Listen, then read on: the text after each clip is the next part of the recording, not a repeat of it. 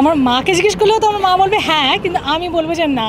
কিন্তু আমি যদি বকুনিটা দিই তাহলে আমার মনে হয় শুধু আমার মাই আমার বকুনিটা খায়, কিন্তু তাছাড়া কেন, কিন্তু অতটাও বকুনি দিতে পারি না আমার মাকে, অতটা আমার মা বাঘিনি কোনো চান্স নেই। কিন্তু হ্যাঁ, অবভিয়াসলি অতটা না, তাই আমি বারবার বলছিলাম যে এতটা চিল্লাবো, এতটা বকবো এইরকমভাবে, কারণ মানে ওই সাহসটা আমার কোনো দিনই হয় না আর হবেও না।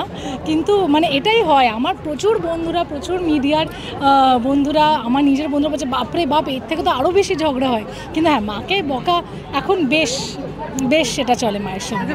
এরকম হয় উল্টোটা হয়, মা খুব বকে এরকম কোনো মা বকে না, মা এখনো আমার মায়ের কিচ্ছু যায় আসে না।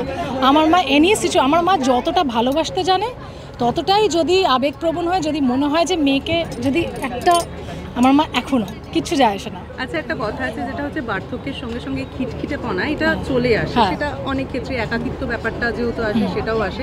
তো তোমার কি মনে হয় যে মাকে যখন বকতে হয় কোন বিষয়গুলো মনে হয় যে এই কারণে বকাটা উচিত, মানে তুমি ভীষণ রেগে যাও মায়ের উপর? এই যে আমার মা রোজ নিজের বেডসাইড টেবিলে এত বড় একটা চকলেটের প্যাকেট রাখে এবং সেটা রাত্রির মধ্যে শেষ করে ফেলে রোজ, এটা রোজ।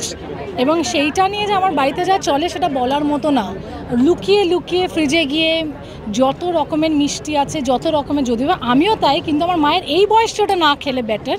তো ওইটা আমার মায়ের সব থেকে বেশি সারাক্ষণ মায়ের সঙ্গে চলে, যে নিজের বাড়িতে মিষ্টি চুরি করে খাওয়া, সেটা হলো সব থেকে বড় প্রবলেম আমার বাড়িতে। রোজ রাত্রে এত বড় একটা পুরো চকলেটের পুরো প্যাকেট আসে অর্ডার করে, এবং সেটা রাত্রের মধ্যে শেষ হয়ে যায়, আবার সকালে অর্ডার করা হয়। তোমাকে কে শাসন করে সবথেকে?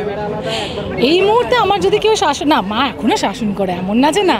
হ্যাঁ, মা এখনো শাসন, আমার দাদা প্রচণ্ড শাসন করে আমাকে। হ্যাঁ, তাছাড়া তাছাড়া কিছু নেই, আর কেউ শাসন করতে পারে না।